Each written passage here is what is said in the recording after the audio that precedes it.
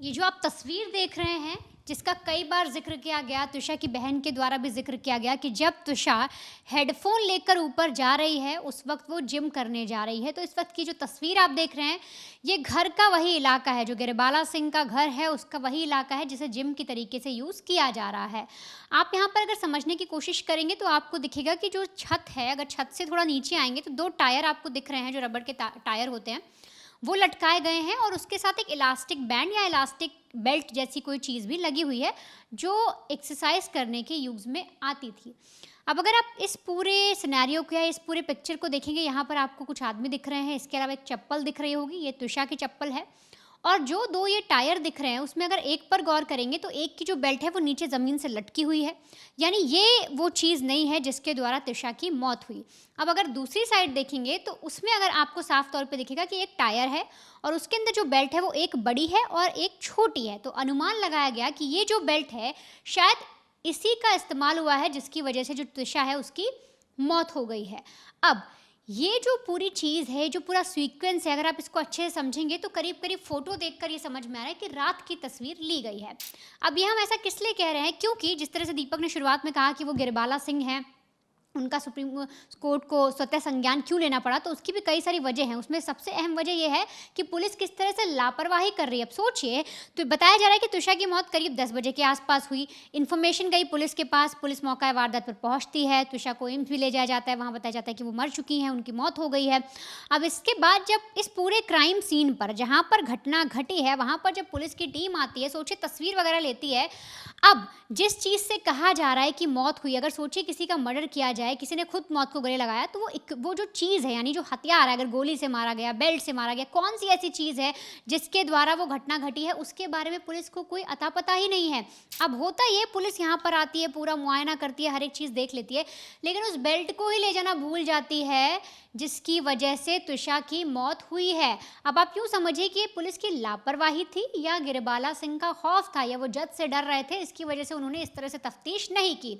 अब 12 तारीख की रात को पुलिस वहाँ पर पहुँचती है, 12 से पूरा 13 का दिन आ जाता है, 12 घंटे ऐसे बीत गए, 13 बीतती है, 14 बीतती है, कहा जा रहा है 15 तारीख को पुलिस को होश आता है, फॉरेंसिक टीम के द्वारा ये जो बेल्ट आप देख रहे हैं, इसको जब्त किया जाता है। अब सोचिए, एक जो पोस्टमार्टम हो गया एक लड़की का, उस लड़की का पोस्टमार्टम हुआ, उसके गले पर जो भी मार्क हैं, जो भी चीज़ें हैं, उसका आखिर मिलान कैसे किया कि उसी बेल्ट के ज़रिए हुआ है, रस्सी से हुआ है, किसी कपड़े से हुआ है, किसी ने हाथ से किया है, कैसे उन डॉक्टर्स की टीम ने उसका मिलान किया होगा, क्योंकि आपने वो बेल्ट तो वहाँ पहुँचा ही नहीं। अब यहाँ पर परिवार भी देखिए क्या कह रहा है, वो साफ तौर पे ये कह रहा है कि सोचिए, अगर हमारी बहन का हम अंतिम संस्कार कर देते, अगर तुषा का अंतिम संस्कार हो जाता और उसके बाद ये लापरवाही सामने आती, तो सोचिए, सच तो कभी सामने आता ही नहीं कि उसके साथ हुआ क्या था।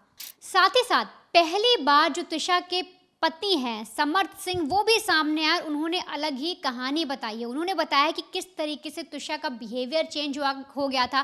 कैमरे पर आकर जब पुलिस ने उन्हें अरेस्ट किया, जब वो पुलिस की गिरफ्त में थे, तब कैमरे पर उन्होंने कई सारी कहानी बताई, जिनमें से अगर हम आपको बताना शुरू करें, तो आप समझिए कि उनकी कहानी भी कहीं ना कहीं गड़बड़ नजर आ रही है।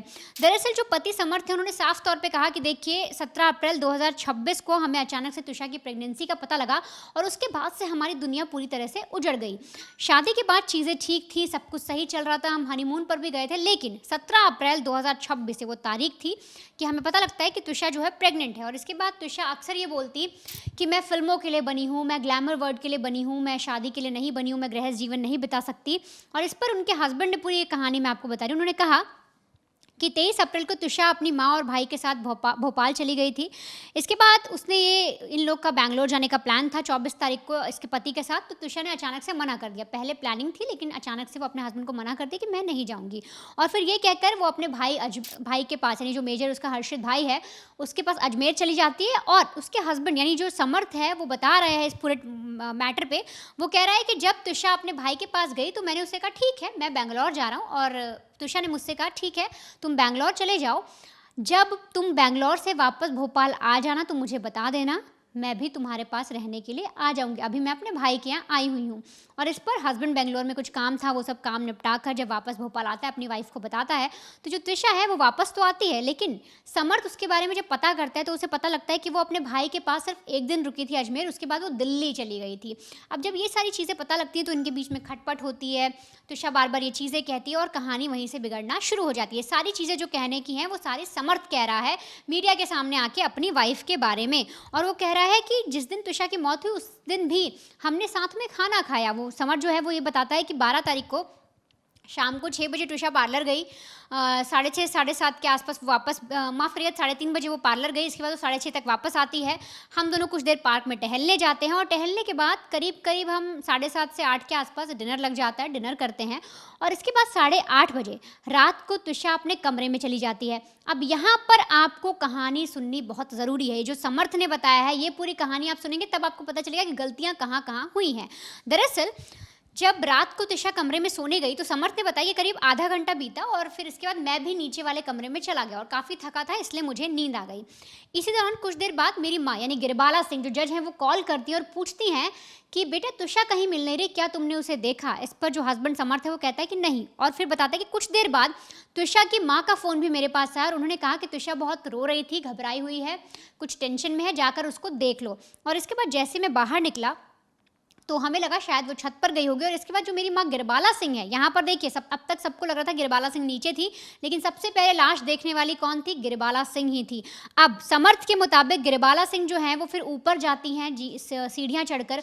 ऊपर जाने के बाद वो जैसे देखती हैं कि उनकी बहू जो है उन्होंने बेल्ट से कुछ ऐसी चीज़ की जिससे उसकी सांसें नहीं चल रही, वो चिल्लाती हैं और इसके बाद समर्थ ऊपर जाता है और फिर वो बताता है कि मेरी माँ बगल में खाट या चारपाई जैसी चीज़ थी उस पर चढ़ती हैं और उसको उतारने की कोशिश करती है। मैंने उसको नीचे से पकड़ा था और हम उसे त्रिशा को नीचे लिटाते हैं और इसके बाद CPR देने की कोशिश करते हैं और लोग भी आते हैं। पड़ोस में जाकर एक मौसी रहती है, उनके लड़कों को बुलाकर लाते हैं हेल्प के लिए। जो आप CCTV में देखते 3-4 लोग थे वो वही लोग थे और फिर उनसे मदद ली जाती है और CPR दिया जाता है और इसके बाद उसे एम्स ले जाया जाता है जहाँ बताया जाता है कि उसकी मौत हो गई।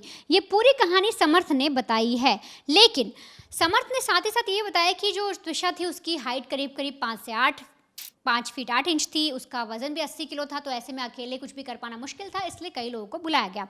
अब समर्थ ने पूरी कहानी तो बता दी, लेकिन यहाँ पर कई सारी ऐसी चीज़ें हैं जो समर्थ की इस कहानी को काटती हैं, समर्थ की इस पूरी कहानी पर कई सारे सवाल खड़े करती हैं। वो कैसे? तो देखिए, पहला ये है, अगर त्रिशा ने बेल्ट से सारी चीज़ें की तो उसकी बॉडी पर कई सारे चोट के निशान कैसे थे, किस तरीके से? क्योंकि जब भोपाल एम्स ने त्रिशा का पोस्टमार्टम किया तो उनके मुताबिक जो बेल्ट है या जो भी उसके गले पर मार्क था वो तो था, लेकिन इसके अलावा खरोच के निशान थे उसके गले पर, उसके बाएं हाथ और कलाई के ऊपर चोट के निशान थे, दाईं हाथ की कलाई पर भी चोट के निशान थे, छोटी उंगली टूटी हुई लग रही थी और खोपड़ी के नीचे यानी सिर का जो नीचे का हिस्सा था उस पर भी कई सारे खरोच थे, जैसे किसी ने मारा या घसीटा हो। ये एक चीज़ आई। इसके अलावा जो अगला सवाल है वो ये भी है कि वो जो बेल्ट है जिसका बार बार जिक्र किया जा रहा है, जिस तरह से समर्थ ने पूरी कहानी बताई, अगर इतना ही सब कुछ साफ था तो आप इतने दिन भागे क्यों? आपकी माँ इस तरह से पूरी कहानी क्यों गढ़ रही थी? इतनी हर एक चीज़ साफ थी तो पुलिस पहले ही दिन वो बेल्ट लेकर क्यों नहीं गई? आप सोचिए, उस बेल्ट का मिलान तक नहीं हो पाया। जब भोपाल एम्स ने किया तो उस चीज़ से जो लिगेचर मार्क थे उससे मिलान तक नहीं हो पाया। जब पुलिस वालों से पूछा गया, वो जिम्नास्टिक बेल्ट बोली जाती है, जब पुलिस वालों से पूछा गया तो उन्होंने कहा कि हमने डॉक्टर्स को दे दी बेल्ट। सोचिए, और जब डॉक्टर से पड़ताल हुई तो पता लगा उनके पास कोई बेल्ट नहीं, उन्होंने तो ऐसे ही पोस्टमार्टम कर दिया। और इसके बाद 3 दिन बाद पुलिस वो बेल्ट लेकर आती है और फिर वो डॉक्टर से किसी काम की नहीं थी, इसके बाद उसे फॉरेंसिक को दिया जाता है। अब अगला सवाल क्या है जो उसके कहानी पर मतलब क्वेश्चन उठा रहा है समर्थ की, वो है सबसे अहम CCTV इसलिए क्योंकि जिस तरह से समर्थ बता रहा है कि 7:30 बजे हम लंच करते हैं और फिर हम माफ़ करके डिनर करते हैं और डिनर के बाद फिर वो 8:30 नीचे जाती है, तो अगर CCTV के मुताबिक हम देखें तो 7:20 पर वो CCTV के मुताबिक ऊपर जाती दिख रही है। तो यानी कि कहानी पूरी गड़बड़ है, या तो इनके घर की CCTV का टाइमिंग गलत है, या समर्थ कुछ छुपा रहा है, या कुछ तो इस पूरी कहानी में झोल है। इसके बाद उन लोग के मुताबिक रात को 8:30 बजे अगर आप CCTV देखेंगे तो उसमें दिख रहा है कि वो CPR दे रहा है, तो पूरी कहानी पूरी तरीके से पलट जाती है जो भी समर्थ ने बताया है। अब टाइमिंग टाइमिंग के हिसाब से अगर गौर करें तो 10:50 पे कहा जा रहा है तुषा की मौत हुई, तो इतना गैप, यानी सोचिए 8:30 से 9:30, 9:30 से 10:30, 10 के 10:30 से 20 मिनट और एक्स्ट्रा लिए गए। तो ये जो पूरा टाइम था, अगर ऐसी कोई घटना घटी थी, गिरबाला सिंह खुद जज हैं, उन्हें पता होना चाहिए कि पुलिस चौकी जाना बहुत ज़रूरी है, पुलिस को इन्फॉर्म करना बहुत ज़रूरी है। तो पुलिस स्टेशन में इन्फॉर्मेशन क्यों नहीं दी गई, बल्कि उनके घर से 100 मीटर दूरी पर ही एक चौकी थी। ये सारी चीज़ें हो जाती हैं। अस्पताल ले जाने के बाद भी कोई खबर नहीं ली गई, पुलिस ने उसके बाद भी नई कोशिश की कुछ नई चीज़ निकालने की, गिरिबाला सिंह से डर रहे थे, वकील बेटे से डर रहे थे। क्या वजह थी पुलिस की इतनी सुस्ती की, कुछ समझ नहीं आ रहा क्यों पुलिस ने इस पूरे केस को मटियामेट करने की कोशिश की। अगली बात और अहम है, जो पुलिस ने एफआईआर में गलती की। एफआईआर में पुलिस ने पता नहीं किस तरह से एफआईआर लिखी, कहीं पर तुषा की एज 30 साल, कहीं 31 साल लिख दी, कहीं पर उसे 87 बॉर्न दिखाया, जिसके मुताबिक वो 39 ईयर की हो जाती है।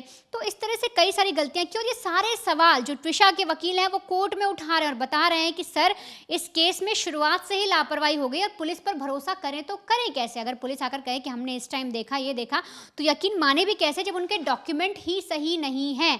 इसके अलावा एक और सबसे अहम चीज़ ये है कि कहानी में एक नई चीज़ आई कि जो त्विशा है वो पार्लर गई थी 3:30 से 6:30 के बीच में। अब वहाँ पर जो सीसीटीवी मौजूद है वो आखिर सास, जो जज सास हैं गिरबाला सिंह, ने मंगाने की कोशिश क्यों की? ऐसी क्या वजह थी जिसकी वजह से उन्होंने सूट बूट पहने, ब्लैक कलर के कोट पहने, वाइट शर्ट में कुछ लड़कों को, 5 लड़कों को उस पार्लर में भेजा और पार्लर की जो ओनर है उनसे कहा गया कि आप हमें यहाँ की सीसीटीवी प्रोवाइड कराइए, हम वकील हैं, कोर्ट में ज़रूरत लगेगी और इसलिए आप हमें सारे फुटेज दीजिए जिसके अंदर त्विशा दिखाई दे रही है।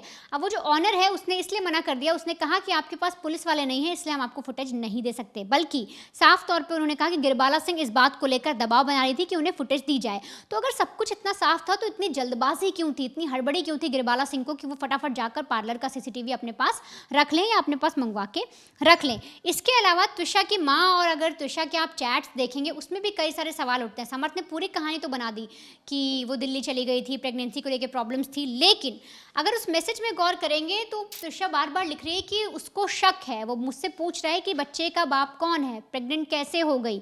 तो उस त्विशा बार बार अपनी माँ से ये कह रही है और शायद इस वजह से वो प्रेगनेंसी को लेकर खुद भी दुखी है क्योंकि उसका जो हस्बैंड है वो खुद उस पर डाउट कर रहा है। अब ये सारी जो चीज़ें हैं, ये सारी जो कहानी है, ये अपने आप में समर सिंह की जितनी भी पूरी उसने थ्योरी बताई है उन सब पर सवाल खड़ा कर रही है। गिरबाला सिंह जिस तरह से बचने की कोशिश करी है उस पर सवाल खड़ा कर रही है। लेकिन अब हालांकि क्योंकि जब जिस तरह से कोर्ट ने मंजूरी दी कि त्विशा का दोबारा पोस्टमार्टम किया जाएगा, तो दिल्ली एम्स में पोस्टमार्टम, दिल्ली एम्स के जो डॉक्टर्स थे उन्होंने पोस्टमार्टम किया भी, उसकी रिपोर्ट का इंतजार है। लेकिन वो रिपोर्ट आने के बाद या वो जो डॉक्टर्स हैं वो किन ऐसी चीज़ों पर जांच करेंगे जिसके बाद सारी कहानी साफ हो सकती है। चोट के निशान कैसे थे, क्या चीज़ें त्विशा के साथ हुई थी और किस तरह से प्रॉब्लम आ सकती है पोस्टमार्टम के अंदर, आप वो भी समझिए।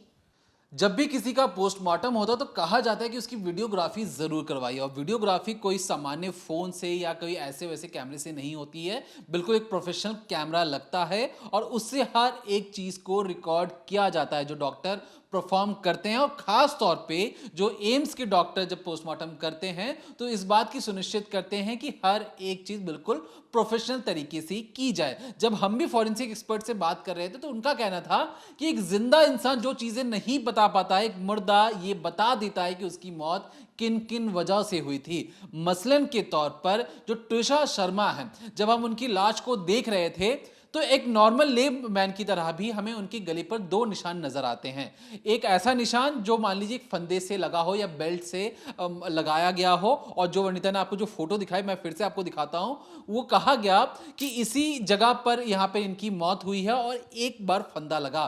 लेकिन जो दूसरा फंदा वो कुछ और कहानी बता रहा है। मान लो कि किसी ने जानबूझकर चाहा कि त्विशा शर्मा की जो सांसें हैं थम जाए, या त्विशा शर्मा ने जानबूझकर 2 बार फंदा लपेटा। ये इसमें बहुत ज्यादा डाउट है क्योंकि जब हैंगिंग हुई तो उसके बाद वो 2 निशान बने तो बने कैसे, पहली चीज आप इसको ध्यान में रखिएगा। दूसरा, जो सबसे बड़ी जो दिक्कत है, ये जो फंदा हम बेल्ट बात कर रहे हैं, ये जो तस्वीर आप अपनी स्क्रीन पर देख रहे हैं, जिस किसी ने भी इस फोटो को लिया होगा वहां पर 2 लोग और मौजूद हैं, चप्पल नजर आ रही है आपको, लेकिन इस बेल्ट को, इस क्राइम सीन को सील करने में मध्य प्रदेश की पुलिस को 72 घंटे लग जाते हैं। 72 घंटे, आप समझ रहे हैं कितना टाइम होता है। एक किसी की मौत हो जाती है, सस्पेंसफुल डेथ है, वहां पर पुलिस को 72 घंटे लग जाते हैं। जो रस्सी है, जो बेल्ट है, जो क्राइम सीन है, ना जाने कितने लोगों के वहाँ पे चप्पलों के निशान होंगे, हाथों के निशान होंगे, जिन्होंने बॉडी उतारा होगा उनके निशान होंगे। आपको सील कर देते तो वहाँ पर फिंगरप्रिंट्स मिल जाते, वहाँ पे फुटप्रिंट्स भी मिल जाते, लेकिन उस क्राइम सीन को बर्बाद करने में कोई कसर नहीं छोड़ा गया है।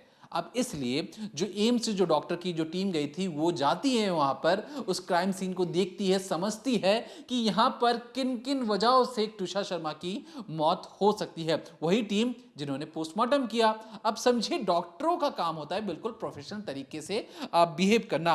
अब यहां पर जो तुषार शर्मा है, हम भी जब उनकी बॉडीज को देख रहे थे तो हमें आंखों के सामने जो भी, क्योंकि हम तस्वीर आपको दिखा नहीं सकते, हम हुबहू आपको बताने की कोशिश कर रहे हैं।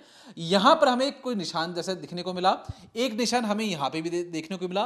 कान जो था वो ऐसा लग रहा था कि सुन्न पड़ चुका है। मैं वनिता से कह भी रहा था कि ये ऐसा लग रहा है कि किसी ने यहां पर से चोट देने की कोशिश की है, लेकिन पता नहीं क्या चीजें थी वो। लेकिन जो एम्स की जो रिपोर्ट आई है, जो भोपाल की, जो पहले डॉक्टरों की टीम ने कहा कि उन्होंने ये कहा कि पहले भी कुछ चोट के निशान हैं।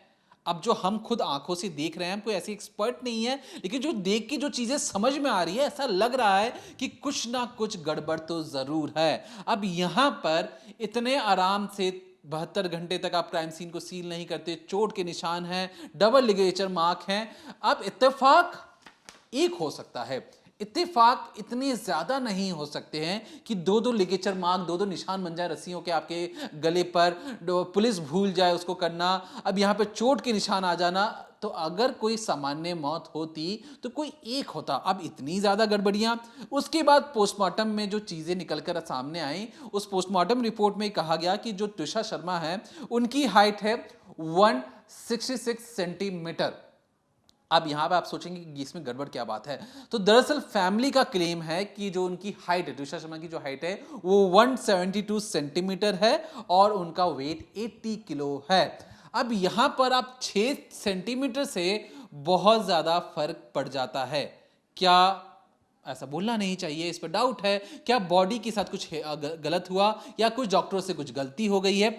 6 सेंटीमीटर का फासला बहुत ज्यादा हो जाता है। इतना सा भी हाइट अगर ऊपर नीचे हो, और जो फैमिली क्लेम कर रही है कि 6 सेंटीमीटर की गड़बड़ियां हैं, इसलिए दोबारा पोस्टमार्टम होना चाहिए। अब यहां पर जो सबसे बड़ी दिक्कत जो एम्स के डॉक्टरों की टीम को आ रही थी कि बॉडी को 11 दिन हो चुके थे। अब 11 दिनों से एक लाश पड़ी हुई है, बॉडी पड़ी हुई है। अब उसकी दोबारा पोस्टमार्टम में आप समझ रहे हैं क्या होता है, पूरी बॉडी को चीरा जाता है, एक एक पार्ट्स को समझा जाता है कहाँ पे चोट है, और उस बॉडी से जहर के नमूने लिए जाते हैं, उसे रखा जाता है, अब उसे फिर सील कर दिया जाता है, सीला जाता है। उसके बाद दोबारा पोस्टमार्टम में फिर से उसे काटा जाएगा। तो ये बहुत ही दर्दनाक होता है। अब उसके बावजूद भी अगर इंसाफ की राह में अगर ये सारी चीजें करनी पड़ रही हैं, तो जो डॉक्टरों की जो टीम है उनके लिए ये जरूरी हो जाता है कि कोई भी वो गलती ना करें। जो 6 सेंटीमीटर की जो बातें निकलकर सामने आ रही हैं, अब इस पे जो दूसरे डॉक्टर की जो पैनल की टीम है वो जो भी चीज बताएंगे उन्हें एक समझना पड़ेगा और इस चीज को संजीदा लेना पड़ेगा, क्योंकि यहाँ पर एक ऐसे इंसान की जान चली गई है जिसे बड़े नाजों से, बड़े प्यार से एक परिवार ने पाला पोसा, उसे एक दूसरे घर पर भेजा कि तुमने हमारे घर में जितनी खुशियां लुटाई हैं, तुम उस घर पे भी जाकर उतनी खुशियां दो। लेकिन उन लड़कों ने यह कहा कि नहीं, मुझे आपकी बेटी बिल्कुल पसंद नहीं आ रही है। उस लड़के ने कहा, जो कि समर्थ है, जो कि पति है, कि मैं तुम्हारे पिता से नाक रगड़वा कर माफी मंगवाऊंगा। अपनी बीवी के पिता से ये सारी बातें कही जा रही हैं। उस बेटी को सोचिए, उसकी मेंटल ट्रॉमा कितना उसे झेलना पड़ रहा होगा। अब उसके बाद जो गिरबाला सिंह हैं, जज हैं, उनका एक बयान सामने आया, क्योंकि जिस तरीके से उनका कहना है कि मीडिया ट्रायल चल रहा है, मेरे खिलाफ अलग अलग चीजें बताई जा रही हैं। उनका कहना है कि जो उनके पति हैं वो देश की सेवा में शहीद हो गए, वो एक विधवा है। जो उनके दोनों बच्चे हैं, एक विंग कमांडर है, दूसरा सुप्रीम कोर्ट में वकील था, है नहीं, उसे निकाल दिया गया इस केस के बाद। तो जिस परिवार ने देश की सेवा के लिए इतना कुछ न्यौछावर कर दिया, अब हर कोई उन्हें दुत्कार रहा है, उनके खिलाफ बोल रहा है, जो कि चीजें सही नहीं है। एक शहीद की बीवी के लिए अगर ये सारी चीजें बोली जाएं तो ये गलत है, ऐसा गिरबाला सिंह ने कहा है। तो यहां पे शहीद की बीवी पर कोई उंगली नहीं उठा रहा है गिरबाला सिंह जी। हम सवाल उठा रहे हैं, जिस तरीके से वनिता ने कहा कि समर्थ जो आपका बेटा है, उसने कहा कि आपने जाकर सबसे पहली बार लाश को देखा, लाश को देखने के बाद हर किसी के हवाइयां उड़ जाती हैं, रोंगटे खड़े हो जाती हैं। आप जो तस्वीर देखेंगे गिरबाला सिंह जिस तरीके से घूम रही हैं उस घर में इधर से उधर, वो अपने आप में डाउट पैदा करता है कि जो चीजें उस घर के अंदर हो रही थी उसे इतना ज्यादा सामान्य बना दिया गया था कि उस घर की अगर बहू भी चली जाए तो उस घर की सास को बिल्कुल फर्क नहीं पड़ रहा है। उस सास को फिक्र है कि उनके पौधों में जो उनकी बहू थी वो पानी नहीं देती थी, उनकी बहू जो कि प्रेग्नेंट हो गई थी वो मंत्रों का उच्चारण नहीं करती थी, उनकी बहू जो एक तरीके से उनके बेटे का देखभाल ठीक से नहीं कर रही थी। तो कुल मिलाकर जो गिरबाला सिंह हैं, जज रहते हुए या जज का जो भी उन्हें एक तरीके से फायदा पहुंच रहा था, सुप्रीम कोर्ट ने सबसे पहले ये काम किया कि सबसे पहले तो सुप्रीम कोर्ट के जो बार एसोसिएशन है, जो वकीलों की जो फौज है, उन्होंने उनके बेटे को वहां से निकाला। सुप्रीम कोर्ट ने सीधा तौर पे कहा कि हमें संज्ञान लेना पड़ रहा है क्योंकि यहां पर एक जज का नाम सामने आ रहा है और जज के नाम जहां कहीं भी सामने आएगा कानून प्रक्रिया पर सवाल उठाए जाते हैं, इसलिए वो स्वतः संज्ञान लेकर इस पर नजर बनाकर रखे हुए हैं।